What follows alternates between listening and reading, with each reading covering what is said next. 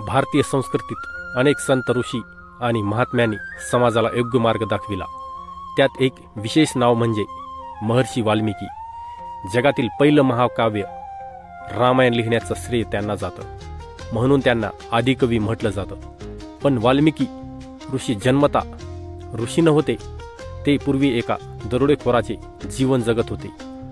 पापाच्या अंधकारातून त्यांनी साधना, नामस्मरण आणि ज्ञानाच्या प्रकाशाकडे प्रवास केला, म्हणूनच त्यांची जीवनकथा आजही सर्वांना प्रेरणा देते। वाल्मिकी ऋषीची विस्तृत कथा, रत्नाकराचा जन्म आणि जीवन। वाल्मिकी ऋषीचं मूळ नाव रत्नाकर होतं। ते एका शिकाऱ्याचे पुत्र होते। बालपणीच जंगलात वाढल्यामुळे शिकार करणे, प्राणी मारणे हेच त्यांचं धंदा बनलं।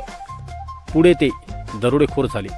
जंगलातून जाणाऱ्या साधू संतांवर, यात्रेकरूंवर, व्यापाऱ्यांवर दरोडे घालून ते उदरनिर्वाह करत।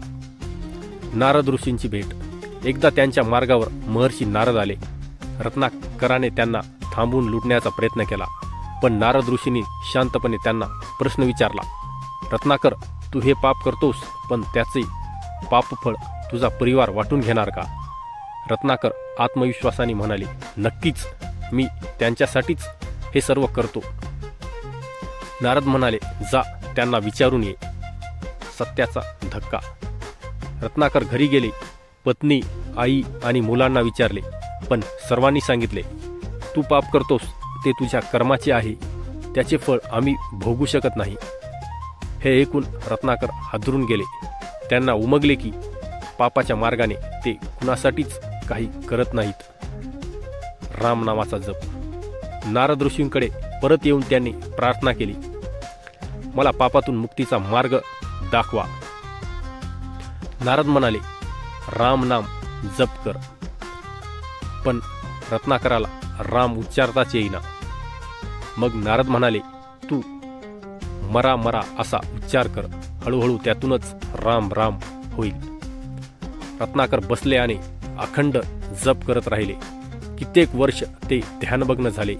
इतका काळ गेला की त्यांच्या भोवती मुंग्यांनी मोठा वाळवीचा ढीग तयार केला। वाल्मिकी ऋषींचा जन्म। शेवटी ते उठले तेव्हा संपूर्ण बदलले होते। पापाचा अंधार नाहीसा झाला होता आणि ज्ञानाचा प्रकाश त्यांच्या अंगी उतरला होता। त्या दिवसापासून त्यांना वाल्मिकी ऋषी म्हटले जाऊ लागले। रामायणाची रचना। पुढे वाल्मिकी ऋषींनी रामायण हे महाकाव्य रचले। यात भगवान श्रीरामांच्या जीवनाचा आदर्श मांडला। जगातले हे पहिले काव्य असल्यामुळे वाल्मिकी यांना आदिकवी म्हणून ओळखले जाते। शिकवण। पापातून मुक्ती शक्य आहे। माणूस कितीही चुकीच्या मार्गावर गेला तरी सत्य, साधना आणि नामस्मरणाने तो पुन्हा शुद्ध होऊ शकतो।